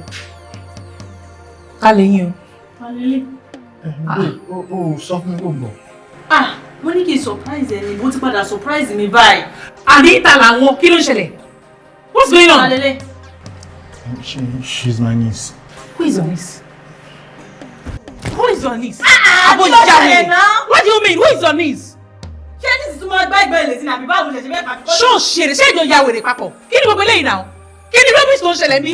Ṣé kò ṣe pé òun sínwín papọ̀? Who is this girl? Ibo ló ti lé bèrè? Ibo ló ti lé ní tó gbé wọlé? Anyway, orúkọ tèmi ni Arámidé. Èmi dẹ̀ ni àfẹ́sọ́nà ẹ̀. Àfẹ́sọ́nà? Yes. Orí yẹ ìwé ìjọba. Orí yẹ ìjọba. Sọ kí ló bọ́lá dáadáa yìí? Jọ ní mo gbé lè náà. So Túndé, ìyẹn ni pé o ti ní girlfriend. Imagine, look at the thing. Ẹ̀yin ìwọ Túndé, ìwọ tẹ̀mí kọ́lé sí olùkọ́ èèyàn gidi ni ẹ́. I don't know, you are the useless, low-life public he-goat. Ó ní yín burú papọ̀, and look at this one. O tún fẹ́ kó nǹkan ọmọ tó lọ gbé.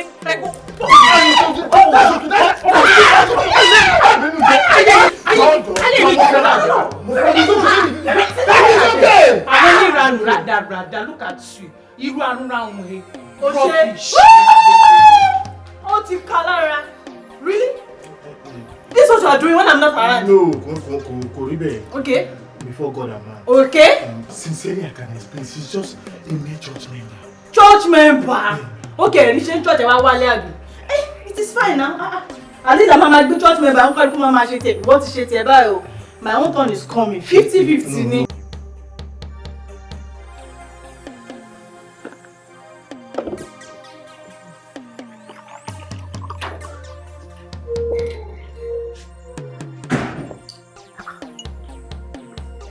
Kí ló ṣẹlẹ̀ ṣé kò sí? Sí ọkàn jàre. Enjoyment ló wà wọ́n ṣe lọ mú kàn join lọ.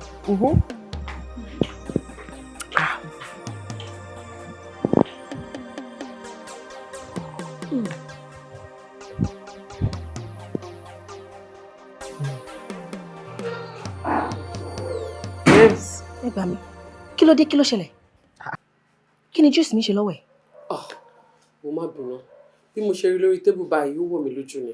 Mo mọ̀ pé kí n mú pé mo máa rà mí fún ẹ tí bá ti jáde. Ẹ gbà mí. Kí ló kọ́ mi pẹ̀lú owó ẹ lójú? Ṣé mo gbé ní ẹ lórí ni? Ṣojú ọ̀rọ̀ juice lọ ni má bínú. Ó jù bẹ́ẹ̀ lọ. Nǹkan tí wọ́n bá gbé léyàn lórí èèyàn èèyàn ń tọ́jú bọ̀. Èwo ló mú lọ́wọ́? Poison. poison bíi ti báwo. Ó tiẹ̀ dá sórí bó ṣe ń bọ̀ yẹn gan ló dáa sórí nǹkan tó wà lọ́wọ́ mi poison ni it's either kó gbà á kó dà á jẹ kó dẹ̀ kú tú ẹ́ àbí kí n ràn ẹ́ lọ́wọ́ kí n dì ẹ́ mọ́lẹ̀ kí n ga ẹ́ lọ́rùn kí n dẹ̀ dà sí ẹ lọ́fun. Èwo ló fẹ́ nu méjèèjì mú kàn. No, hold on. O serious pé poison ni kìíní? Kí ló ṣẹlẹ̀? Kí ló tó bẹ́ẹ̀ yẹn? Rónkẹ́, ṣé o jẹ́ believe mi pé kí ní burúkú játijàti ló fà á tí Túndé ò ṣe fẹ́ rí mi mọ́?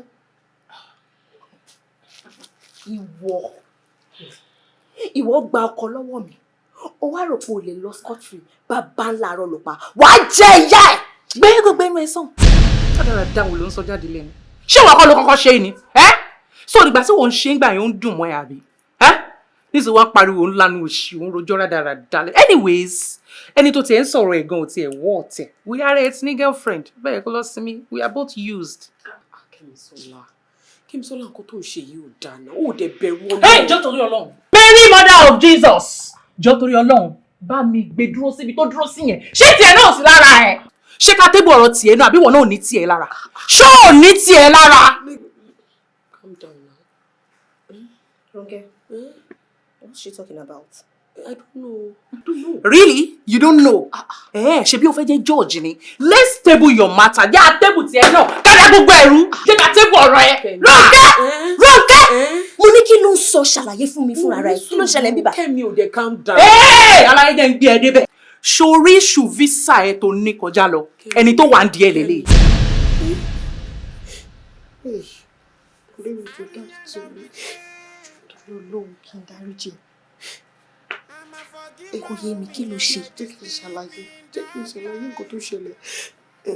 Ohun tí visa ẹ tí wọ́n dènà ìgbà yẹn èmi ni mo ṣe bí employer ẹ tí mo kọ lẹ́tà sí embassy tí mo complain tí mo sọ fún mi pé kó má fún ẹ ní visa.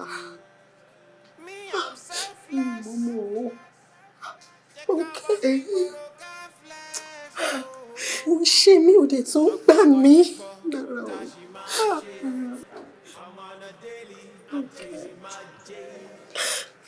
Bó má jẹun ó ṣe mí ò dé tó ń gbà mí. Nǹkan tó ṣẹlẹ̀ nígbà yẹn mo pé àjọ apply for scholarship rẹ̀ ìwọ nìkan ló dẹ̀ fún. Ìgbà tó dẹ̀ fún ẹ inú mi dùn sí o. Ìgbà tó wá dé tó máa sọ̀rọ̀ instead kò gbà mí kẹ́dùn níṣẹ́ ló fi mí ṣe yẹ̀yẹ́ pé orí tèmi ò gbéwìn orí tèmi ti kú náà ṣe fún mi. Nǹkan tó bí mi inú nìyẹn tí mo fi ṣe nǹkan tí mo ṣe Ọlọ́run ìgbà ìmọ̀ ni. Pẹ̀lú gbogbo ìfẹ́ tí mo ní sí ẹ pẹ̀lú gbogbo nǹkan tí mo ṣe fún ẹ nínú ilé yìí gbogbo ayé mi ni mo fi fún ẹ Ronke ó tún ṣe yìí fún mi.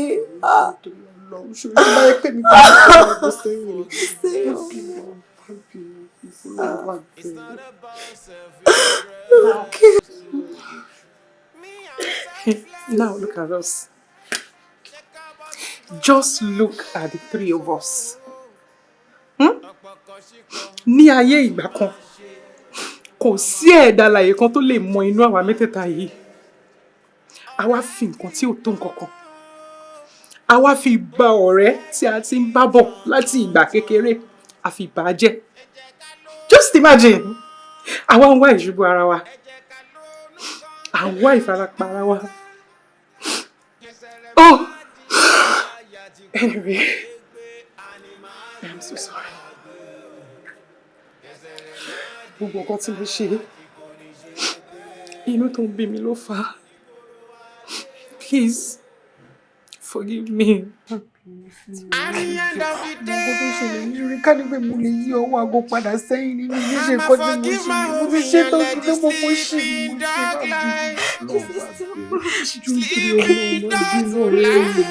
mo ṣe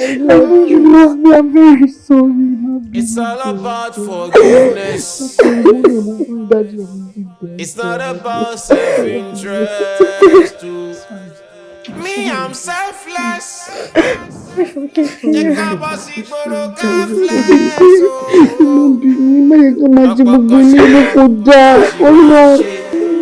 I'm on a daily, I'm chasing my day. Alright, KII TAN. tán. Ẹ jẹ́ ká lónú kan. Ẹ jẹ́ ká lónú kan. Àǹtí Ìfẹ́. Kí lẹ fẹ́?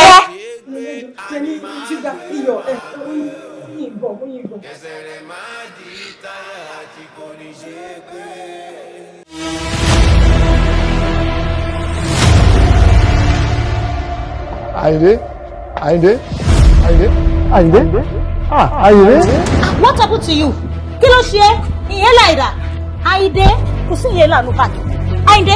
Sọ fún mi, kí ni reason tó fi mú inhaler lọ sí school? Mi ò ti fẹ́ tán, mi ò dẹ̀ fẹ́ kó tán. Tí wọn náà dẹ̀ mọ condition tí dáàdi lọ wà. Yeah, good morning, class. Good morning, ma. Ẹ má bínú pẹ̀lú ẹ̀. Mo débi iṣẹ́ nísìnyí àdìsáàdẹ̀ ni kí n má wọlé. Àtìgbà tó ti kúrò níbi iṣẹ́ yẹn ti ní lọ síwájú. Ṣé lórí burúkú tó ń bá ẹ káàkiri yẹn bí lọ síbì mí? Bàbá mi, lóòótọ́ ni wípé ojú ni ìmọ́lẹ̀ ara. Ọlọ́run tó la ojú Bátílómì afọ́jú lọ́jọ́sí, ó ṣì wà síbẹ̀. Ọlájídé kọ́ lélẹ́yìn ni. Kí ló ṣẹlẹ̀ síṣẹ́ ẹ̀ ní company? Kí lorúkọ boyfriend tiẹ̀? Ọláwálé. Ó súnmọ́ra wọn náà, Ọlájídé Ọláwálé. Pé Ọlájídé oúnjẹ ó lọ lẹ́nu. Òun bẹ nílé ya mi. Bí nǹkan kan bá ṣe Ọlájídé ní ẹ̀bùsọ̀. Tọ́ọ̀ bá dìde ní tó wa wọn bá tiẹ̀ jẹ́ mọ́lẹ̀. Ta ló ní máìnà? Àrò bíyá kámẹ́rà wà lára ẹ̀. Wọ́n fẹ́ sẹ́ẹ̀tì olúwa ẹ̀ ọ́ọ̀bù. Ọlọ́màjì àrí kò ṣe dáadáa. Olúwa ẹ̀ ó lọ yóò wà dé yóò wà bẹ̀ sí ní ṣe rẹ́kọ́ọ̀dù. Ọlọ́run mọ́mọ́ jẹ́ ń sunkún lórí ọmọ, ó jẹ́ ń sunkún lórí èrò kankan nù mí. Tá bá fi máa rọ́jọ́ méjì mẹ́ta nísìnyí, ó máa jiná, má dẹ̀ bẹ̀rẹ̀ ibi iṣẹ́ padà. Eléyìí ò máa ń ṣe kékeré, eléyìí pọ̀. Kí ló ṣe é? Mi ì mọ bí mo ṣe sọ káàdì yẹn nù, in fact àtọ́tọ́ tẹ fún mi gan-an ni mo misplace ẹ̀.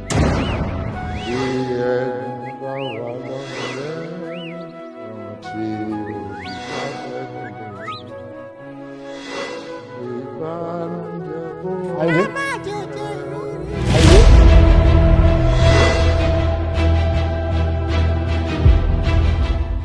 Ṣé kí n sọ bí tí ń ṣe bí wà débẹ̀?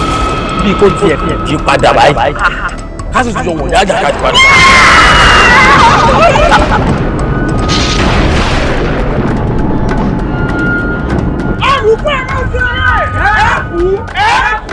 Ẹ̀kú lẹ́ẹ̀mejì. Àwọn bàbá yín ò kú lẹ́ẹ̀mẹjọ. Ilẹ̀ ọdún nígbà. Mo fẹ́ kẹ́ ẹ lọ rẹ̀ bá ń gbé lọ sí agbede méjì ayé òun ọ̀hún. Àrùkú olókùdé gbogbo. Ọmọ arúgbó, ọmọ àrùkú, òkúta ẹgbẹ́ tọ́jà tí ó tà. Àwọn bàbá yín gbèlè kú.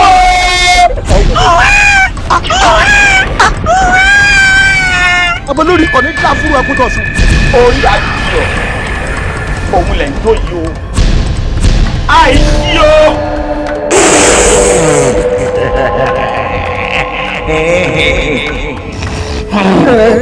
Láàyè sùúrù mọ́ para rẹ̀ bó ṣe ń bá lọ yìí ó mọ̀ yín lọ́rùn. Ó mọ̀ pé mo láìkí romance. Ẹ máa gbókùn bàbá bọ̀. Ní kíákíá. Mo sọ pé ní fún lálàáfíà. Bẹ́ẹ̀ni. Àlàáfíà ò ní kẹ́ fún ọ. Àlàáfíà ló fi àná. Àwọn ọjà wòrè mọ́ tilẹ̀. Bọ́lágadé!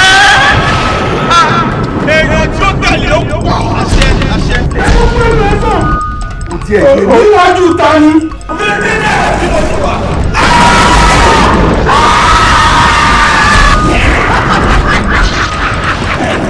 Ẹ ń ṣàṣì mi. Ẹ ṣèrà yín ni. Òkú tí ó bá gbé dọ́jà tí ò lówó lórí bàbá rẹ̀ ń daṣọ ọkọ̀ tí a ń pèlè ẹ́gùn. Àwọn ògbò mi. Ó túmọ̀ sí wípé gbogbo àwọn tá a súnmọ́ Ifákúnlé. Àrélù àjálù ló padà wá bá. Ọmọ tí ń pa wọ́n lẹ́kùn lé kọ́ pa wọ́n lẹ́kùn káyé wọ́n là.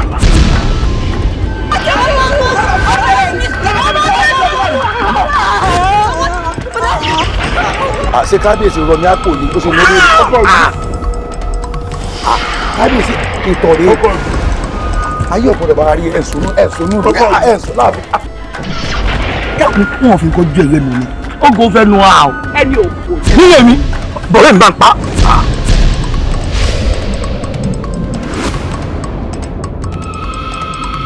ìyàwó ọmọ rẹ rèé o. adáwọ̀ gbọ́dọ̀ rẹ̀ àgùn àlà ní mọ̀lẹ́bí ẹbí akúmọ̀ yàgé ọdún àkùnkùn tọ̀run ọdún ọlọ́dún àwọn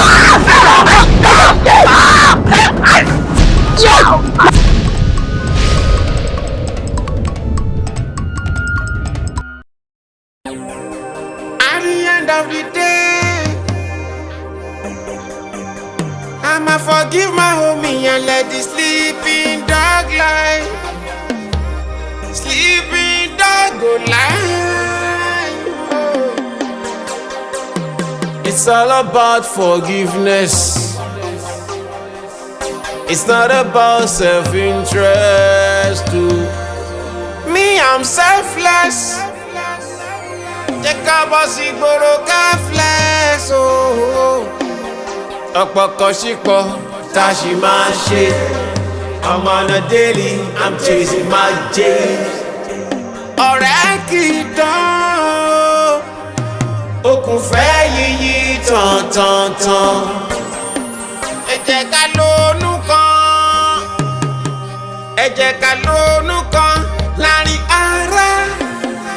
Kẹsẹ̀ rẹ̀ máa di táyà tí kò ṣeé gbé. Àní máa gbé. Kẹsẹ̀ rẹ̀ máa di táyà tí kò ní ṣeé gbé.